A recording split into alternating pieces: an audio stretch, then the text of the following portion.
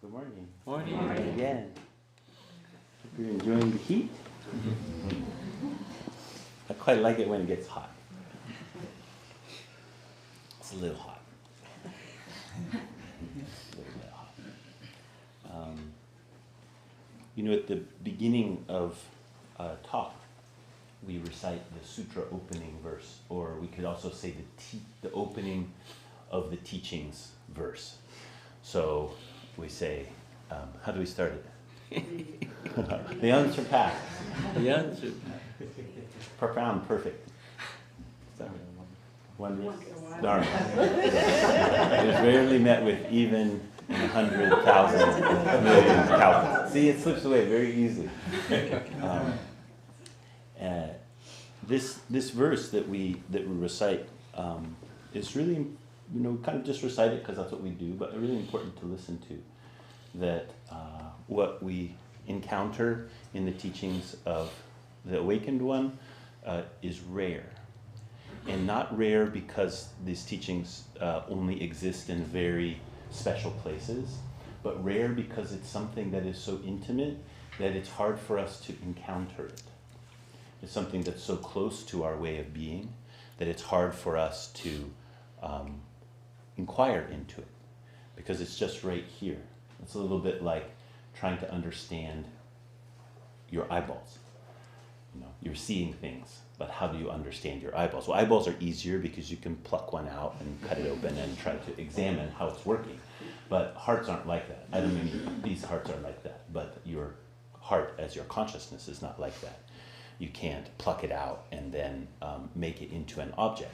Although we try in many ways to do that. It's really not possible. So encountering the teachings is always this encountering of the heart, encountering of our capacity for consciousness, our capacity for caring, our capacity for living. And in that way, to encounter a teaching that's pointing us there, that is rare. Or encountering a way that says, you should pay attention to that. And so we receive the teachings in that regard, and we are asking that we will be able to unfold those teachings, that we'll be able to live them out with our life. And so I hope that any words that I ever offer or anyone else teaching in this hall, that that's what we're doing. That leads a little bit into why I've decided to talk on this theme for a few weeks, which I entitled "The Path is Yours." And I kind of came up with that on a Thursday afternoon, or maybe it was a Friday afternoon when the digest was going to go out, and I was thinking, what do I want to talk about? And oftentimes, I don't know if you experience this, but something will crystallize in your mind, and actually there's a lot of depth to it. There's a lot of reason for it, but you don't necessarily know about it right when you have the thought. And that was the case here. I knew that I wanted to talk a little bit about, we're coming into the summertime. There's less things to do at the temple. There's less things to hold in terms of practice here. There's less holding that's happening at the temple for people who want to come here and practice. And so on that level, I was just kind of thinking about, going into the summer, there's a lot of time where people are not exactly on your own. I'll talk a little more about that this morning. But there's not as much being articulated through the practices of the temple. There's still plenty going on, and you can look at the calendar, but it's not quite the same as the rest of the year. So that was one of the surface, kind of the surface levels. But on a deeper level, I really want to encourage you to develop self-confidence, spiritual self-confidence. Now, this is not the same as spiritual self-centered confidence, okay? Which we also will have. Self-centered consciousness, where we arrange the world as a kind of mandala around my particular wants and needs. And that's what I would call a self-centered confidence. And all of us are good at that in different ways. Some are sort of good at this aggressively. They kind of go outward for that self-centered confidence. And if you're one of those people, hopefully you recognize it. But in one way, that's an easier one to recognize. there's this other one which goes the other direction, maybe masquerades as self-sacrifice, or a real lack of self-confidence, which is really can be another way to organize the world around your self-centeredness. Anyway, watch for that. What I'm talking about here, really wanting people to consider, to develop, is not centered in a self-grasping, but a kind of walking a path that is also the ancestral path. I'll say that again. Walking the path that is also the ancestral path. So in one way, it's my path. It's 100% my path. It can't be anybody else's.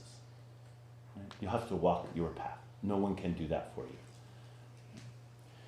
When we carry that out in a self-centered way, it becomes like, well, what's just good for me? What do I know? What fits me? What matches my perspective? That becomes kind of the arrogance with which we move forward. That our own path should also be the path of the ancestors. That the ancestors are encouraging us. There's a very woo-woo way to think about this, and I'm not going to talk about that right now. I'm just talking in a very practical way. Every one of the ancestors, whether they show up on a list of names or not, they lived out their life. 100% themselves. And so they had to confront this beingness.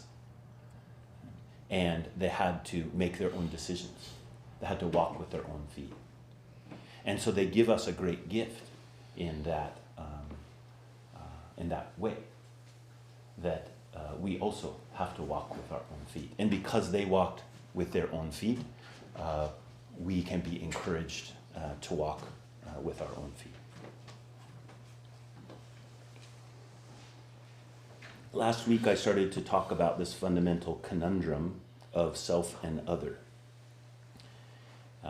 That when we're considering what it means to develop a confidence in our own walking, oftentimes all of these issues kind of appear. Like, well, the ancestors did it this way, so shouldn't I do it the same way that the ancestors did? As if the ancestors were kind of outside of me and telling me the way that I'm supposed to do it. Or I see some teaching that says you'll have to do it this way, or I see an example, or I'm just inspired by something that's out there and I take it as something that I should kind of impose upon myself. Right? That's very common. So the otherness becomes a way of trying to figure out what this self is. It's not bad, but there's a way in which when we set the self and the other apart from each other, this self-confidence can't emerge. We're always kind of knocking back and forth. Should be a little sprinkle of me and a little sprinkle of Buddhism and maybe a little sprinkle of whatever else I'm inspired by. Right? And that's okay. But what happens is we end up with just kind of, have you ever been one of these places that makes dishes that are just, you want them to be good, but they're just not? Like they just did too many things. They were like, let's use ghee and butter and olive oil. You know, like, no, it's like, choose a lane. Okay, are you French? Are you Indian? Are you Italian? Anyway, I won't go on to that too much. But that's what we kind of end up doing to ourselves, right? We end up in that kind of sprinkling things, rather than finding this kind of true confidence. The confidence I'm talking about in this conundrum of self and other has everything to do with what's our own initiative, what's our responsibility, what's our experience, what's our accountability, what's our freedom. They all are kind of emergent conundrums from this conundrum of self and other. And wonderfully, within Mahayana Buddhism, or Great Vehicle Buddhism, in the kind of cosmological explanation, I use that word in quotes, it's all expedient means. We could say a story that helps us understand how things are. In this story, all of being is Vairocana Buddha's body. Vairocana Buddha is the Buddha which is completely boundless. And that all being is the illumination of Vairocana Buddha's body. That's a kind of way of understanding what existence is. This is a Mahayana teaching. And I had said that last week, one thing that's very interesting about this teaching is right away it's talked about as having two connotations. If everything is this luminous body of Buddha, one quality is the selfhood of that illuminated body of the Buddha, which is the self-receiving body of the Buddha, which is simply the luminescent quality of being.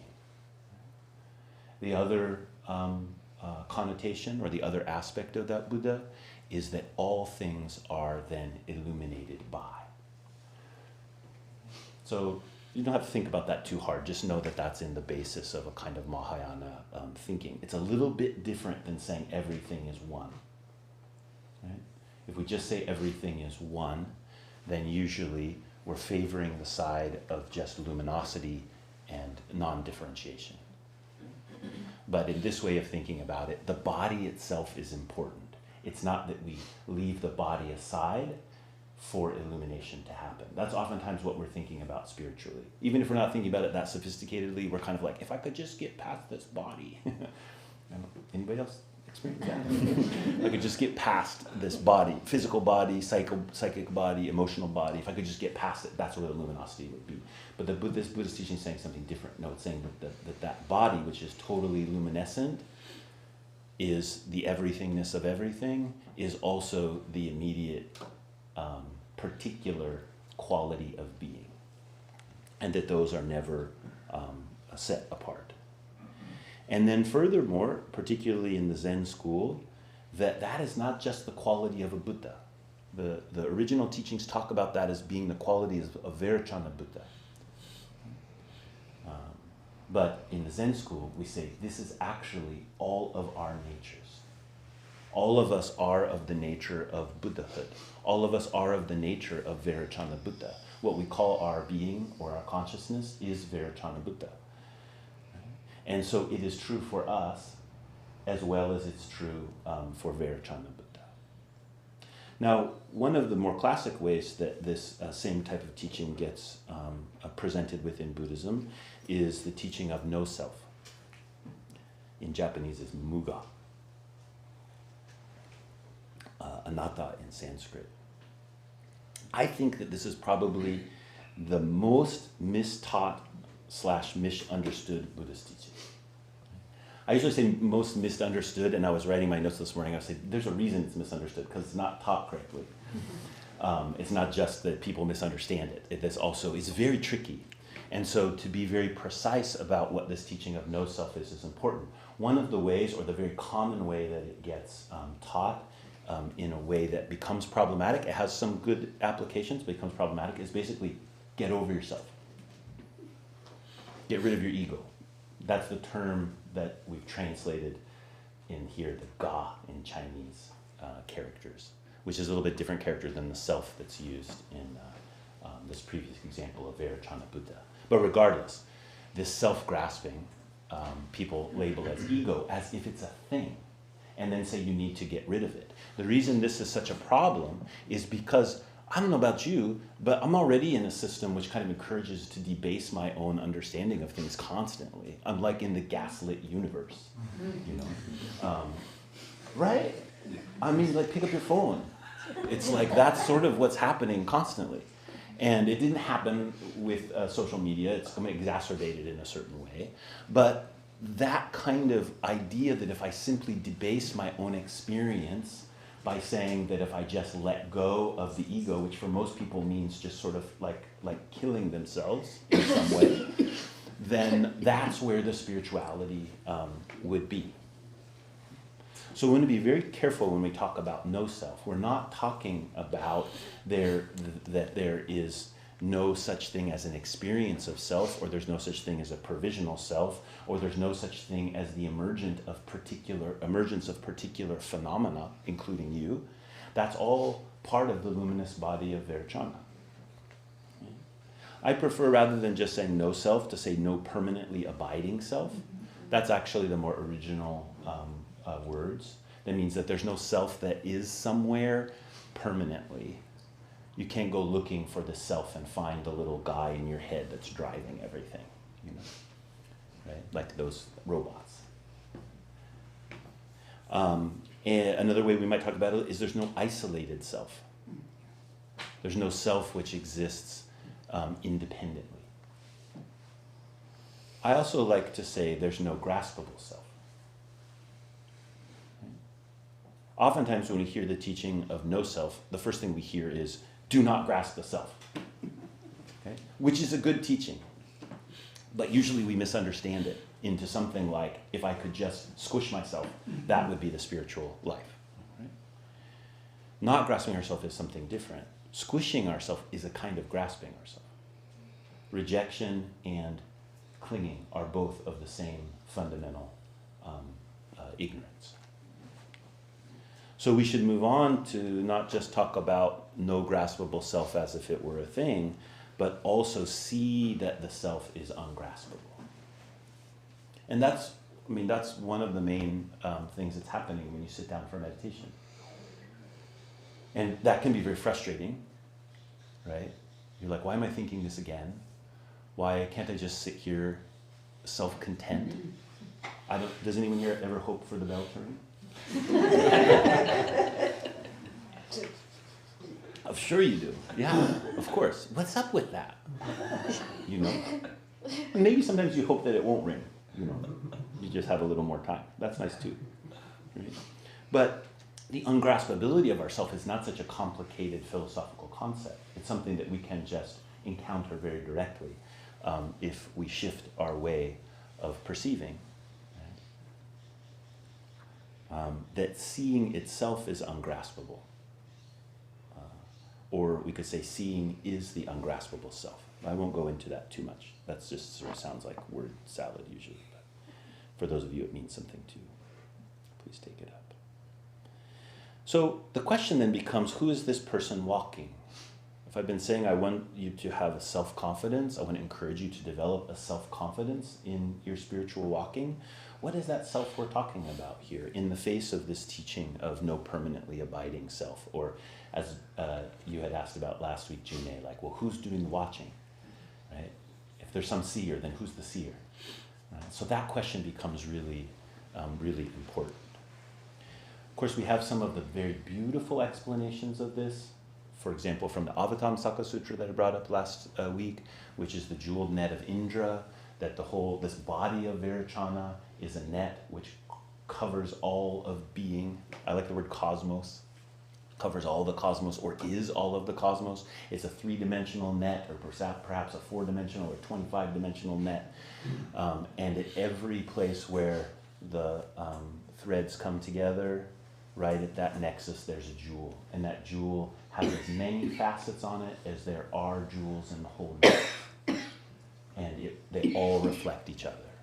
So that's this beautiful image from the Avatamsaka Sutra. That's what your self is. What you experience is not your own, but it is this jewel, which really is inseparable from all of being. And that's a very profound thing if you take that as the basis of what you think about this walking that I'm doing is. Now, I want to introduce you to another way that's a little more fleshy.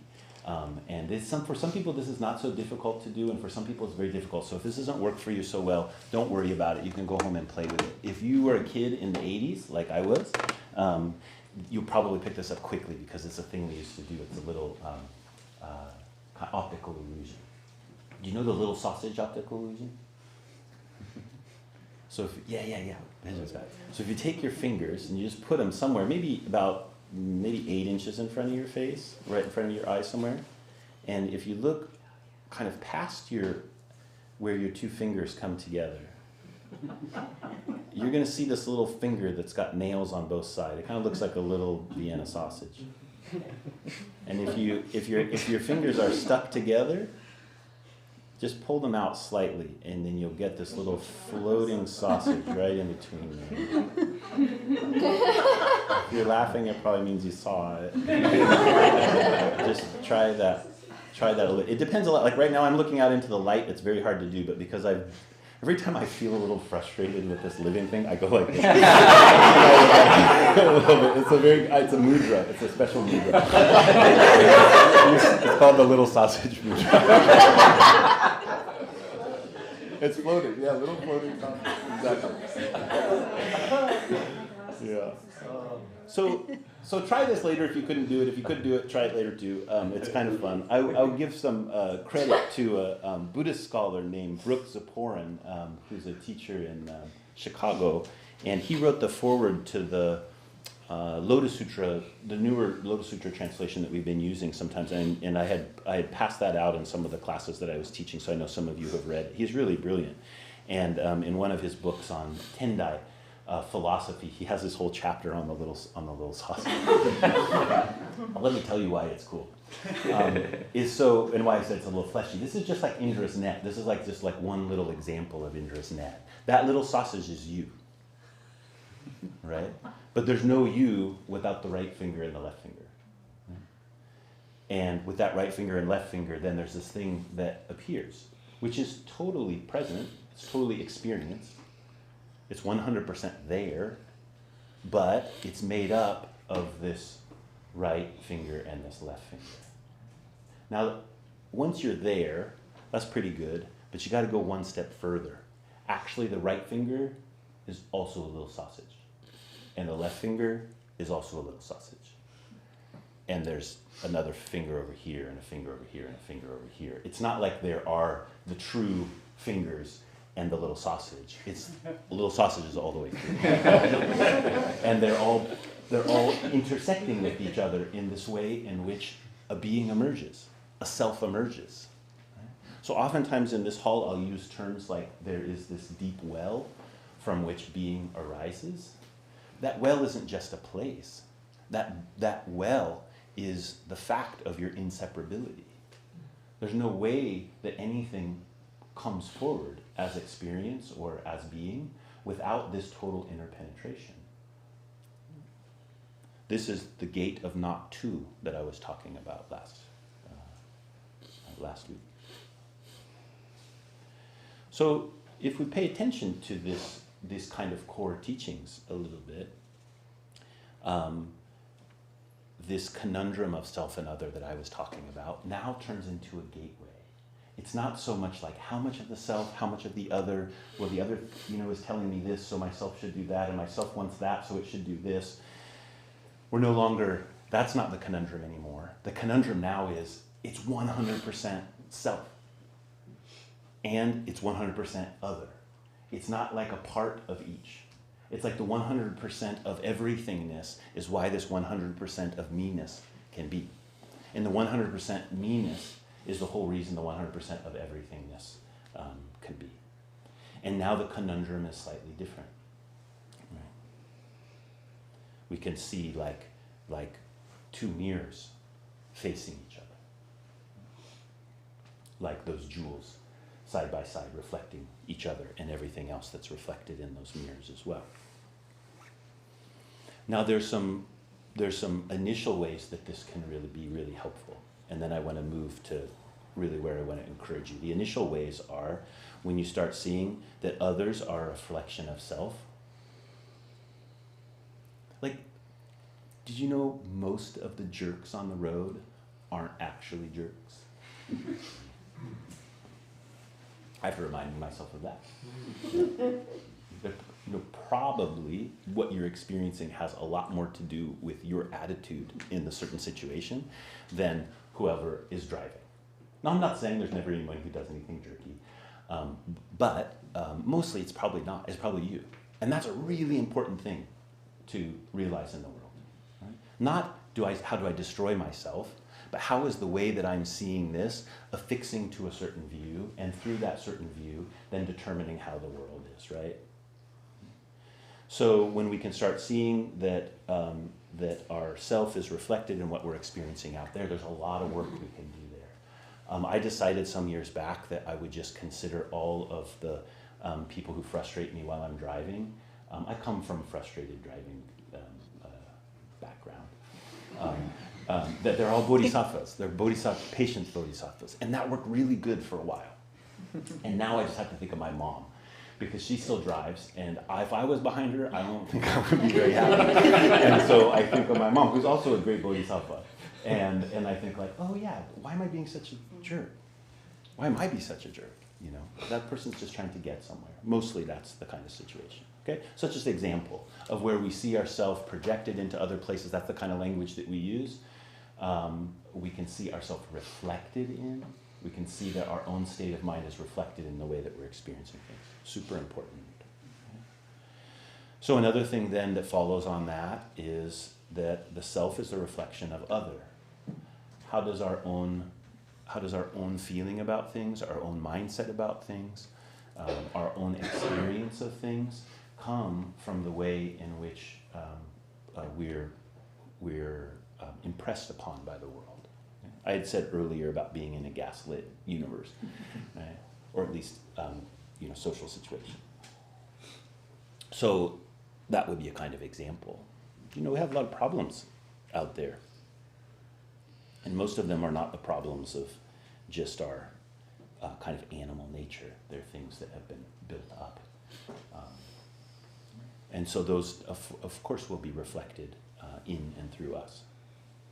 And then we can also really deeply consider that self and other are mutually arising.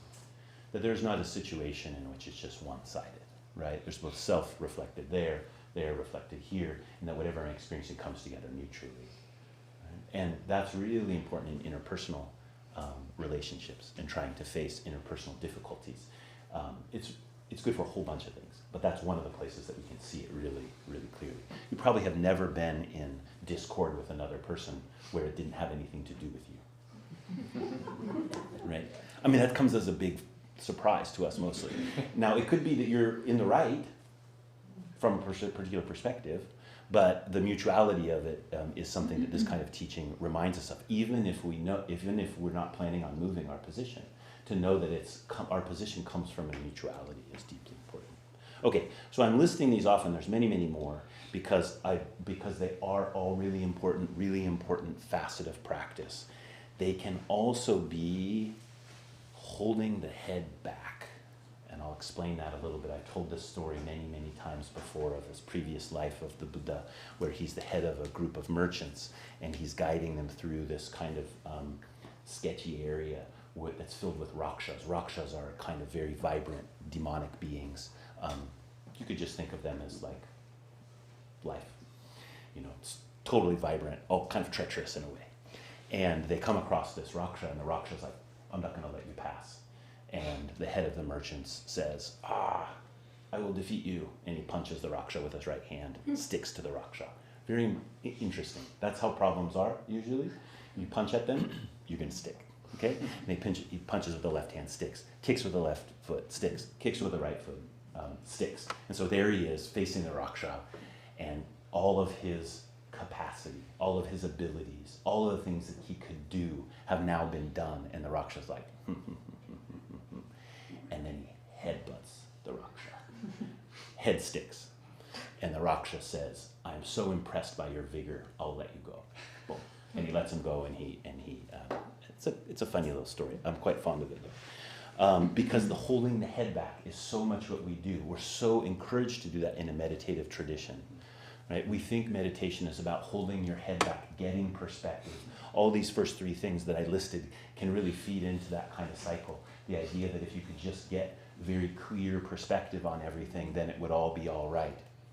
Right? And that has its place. Right? But this kind of teaching is telling us, no, you're not going to be able to get through this with your head held back, with the clear perspective of how awful it is to be stuck. If this life force of the raksha is going to actually let you pass, you're going to have to go all in, right? And that includes your perspective. It includes your wanting to be back here examining the whole thing and knowing that, this is all very reasonable in some way, right?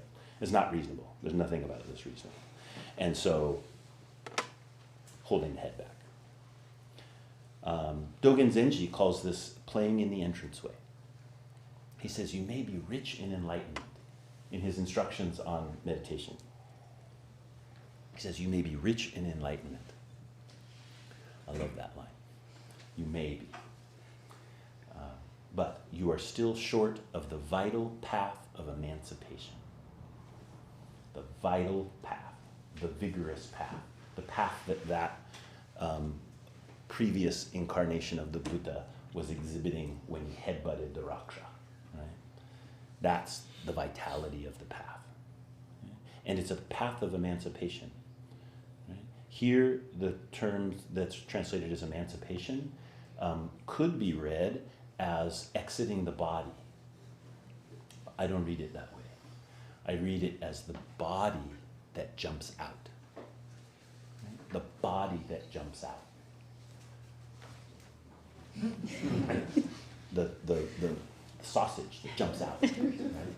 That is the emancipation. Is the living out that truth. The animating spirit of liberation may be a more fluid translation.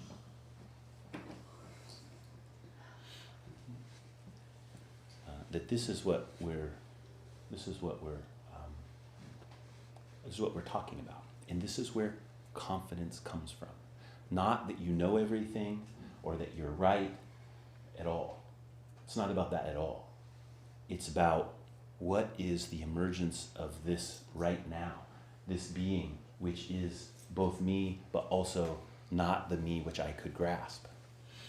How do I listen to and through that gateway as I'm taking a step?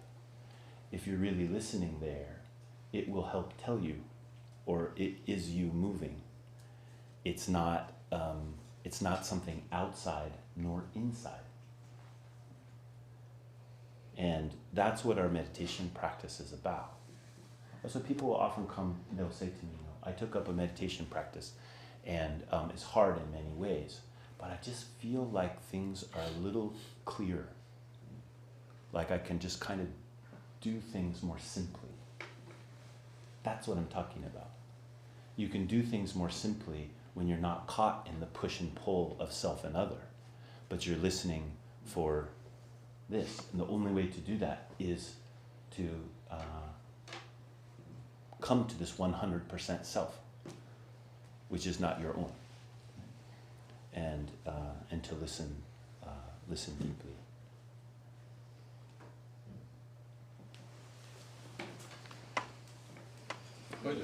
Mm-hmm.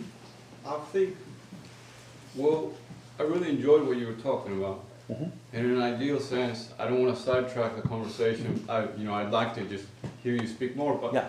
I think oftentimes when we're talking about the self and the other, there's just something that we don't always talk about, which is like you were talking about, like bad people, and you were talking about like trying to overcome ourselves, and sometimes we were talking about the self and the other, and I was thinking, well, there's like this fundamental challenge with really bad people. When you meet somebody, you're like, that's a really bad thing. Sometimes we get hurt and we get traumatized, and we're like trying to sit and we're trying to feel okay, and it doesn't always feel good. And I was wondering, well, it's like I think there's a fundamental piece that I was reading about the physiology of trauma, and there was this writer, Robert Sapolsky, who talked. He was like, well, one of the things you got to do to be happy is you got to forgive. Yeah. But I was thinking, and I was like, well, Hojo, when we encounter the self and the other, and we want to forgive, we're like, okay, like that hurt me, but like I'm trying to forgive. How do we manage that with like a sense of like responsibility to say like, hey, like not only do I want to forgive, I want to like protect myself and others as well, and saying like, how do we meet that in this practice? So one place we can pay attention to is separating forgiveness from the idea that I could let them off the hook. Okay? So oftentimes when a person's asking for forgiveness, they're asking to be let off the hook. That's not, we don't want to indulge that. That's a problem. Right? So we actually don't have the capacity to let someone off the hook. If they've done something horrible, and from a Buddhist perspective, that karma is nothing I can take away. So my forgiveness should not be about removing the karma or removing their responsibility or removing anything they will need to do to move past the horrible things they've done and to move towards healing. If I can be clear about that, then I can also see in myself where letting them off the hook, I might want to do that because then I don't have to deal with the difficult feeling. I think that, but actually I will have to deal with it. I can't let myself off the hook either. But it's sort of seductive to think if I just forgave them, that I would, that somehow I would then not have to suffer. Mm-hmm. But that's not exactly the case. Now there is an extra suffering that comes from, the hate that we might develop in our heart. So the Buddhist practice will teach us to letting go of the hate, but not to think it's my job or even my capacity to be able to take care of the situation. So I think that's kind of on a theological level or philosophical level where a big difference is. I remember many years ago I read an article that really just set a deep impression in me, and it was by it was a Catholic man who had lost his daughter in the bombing of a federal building that happened in the 90s. And she was working there. She was working there in a kind of low-income a day care facility for children, and that car bomb that blew out the whole first story. Everybody was killed. And the reason the article wasn't actually by him, it was by someone else, and they were quoting him in some places because he was up for the death penalty. And this father was campaigning against him being killed. Mm. Right? And so they asked him, they said, why? This person is, killed your daughter and all of these people. Why would you not then want put to death? And he said this is the thing that really stuck with me. He said, it's my job to forgive in an ultimate sense. But my religion teaches me that I have to. Not because I can take away the sin of what's happened, but I have to do it. And I can't. If you kill him, you take away my opportunity to do that work. That's what the father said. Mm.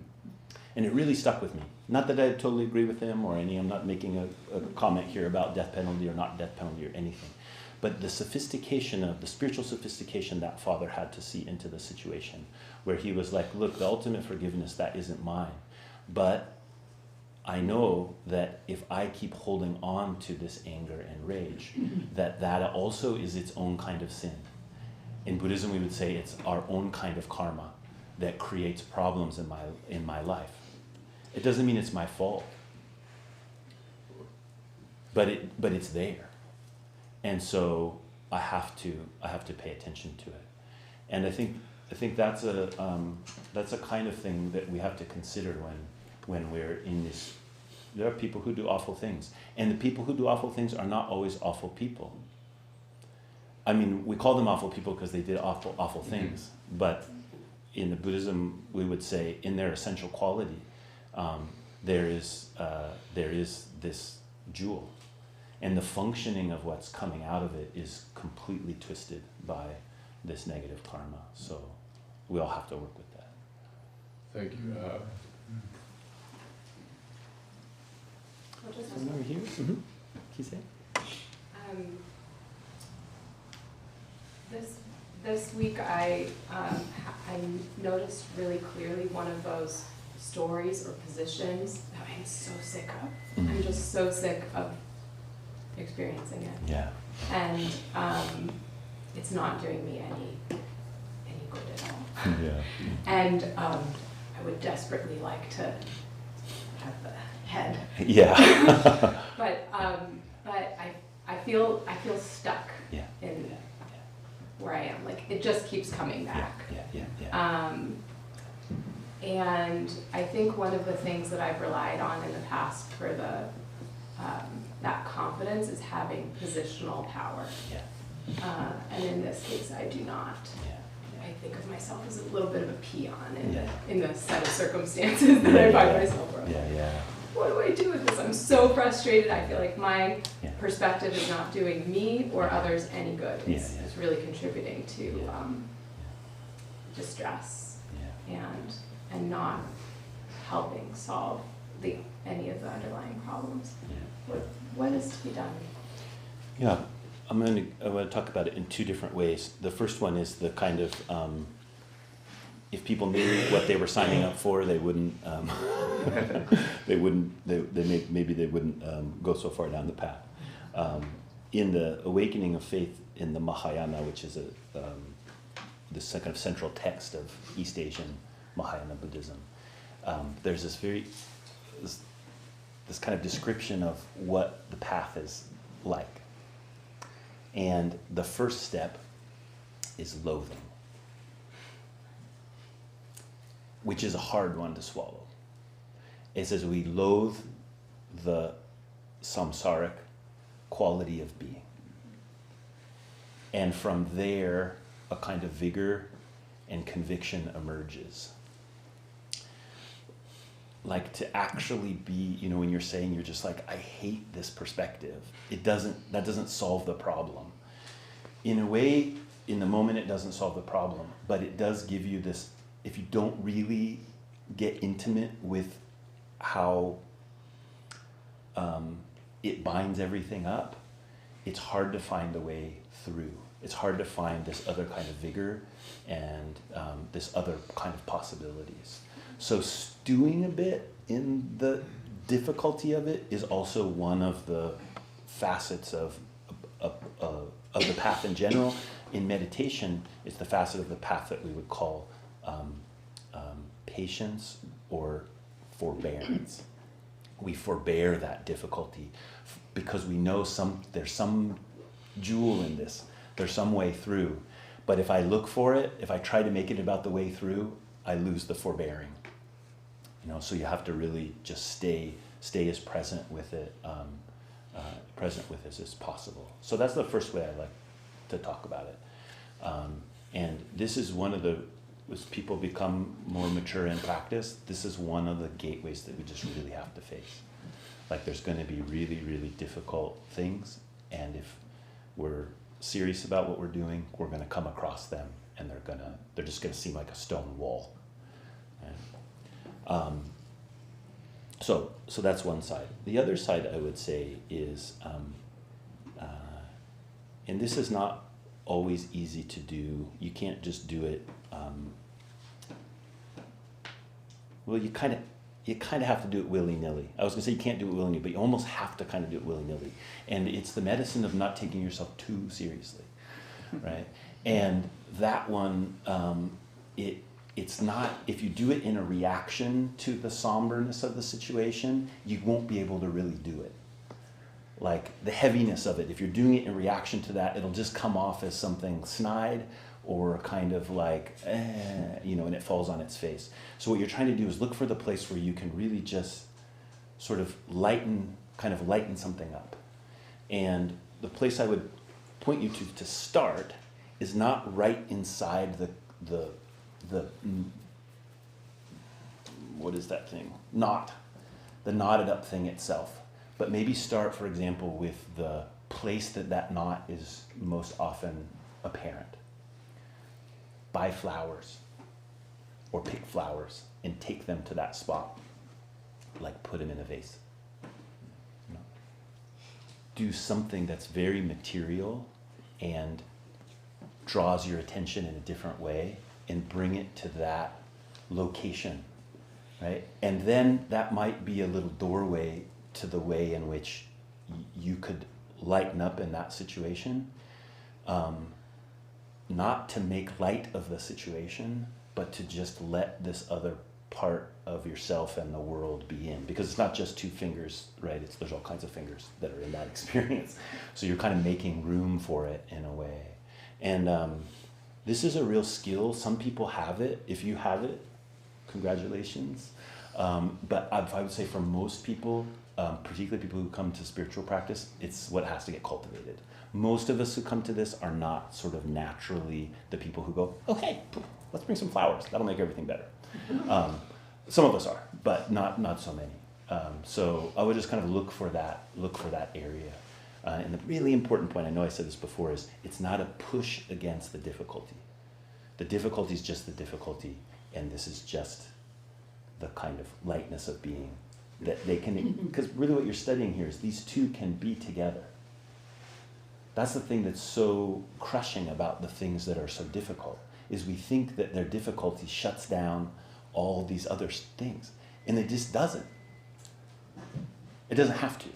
And so we're practicing a way where I can be in that forbearance, and I can also be in the openness and the levity at the same time. And it's a tall order, but you can do it. Bodhisattva. That really spoke to me. So I think for some months, episodically, I felt as though I was kind of skating close to the edge of nihilism. I didn't think I would stay there because I know states belong. However, it also seemed to me that even if I wanted to, in some weird way, I had made too many vows. It was too late. And even if I could feel that sometimes, and it was kind of seductive. But there was, the crow outside yelling because he didn't have any peanuts. Yeah. Anyway, so it's sort of been a discovery time around my own, subtle depression. Yeah. And thinking, well, this is it. This is how I'll feel forever. Yeah. Which is simply, I knew it wasn't true. Yeah. But I couldn't quite see. So, thank you. Sometimes I think about vow as being throwing yourself beyond yourself. Exactly. It's like you just pick it up and you're like, I trust that direction. Right. And I'm going to huck myself as far as I can. Right. And what that means is, as far as I can conceive of what that means, that's where I'm going to throw myself. And then all the relationships that emerge from that, the particularity of that vow, are not about how I'm going to save the world, as much as it's about how the whole world's going to keep reminding me of what it means to be liberated. And that's, I think, the kind of really important thing about vow, that oftentimes, we're telling people as they're entering into these sacred relationships, that the relationships are about, you need to maintain this kind of fidelity to this thing because that's what we do in sacred promises and all, which is all totally true. I preach that. But this other side, which is like, it's going to be what forms your life. Right. And when you're here, those things will be the most important. Thank you.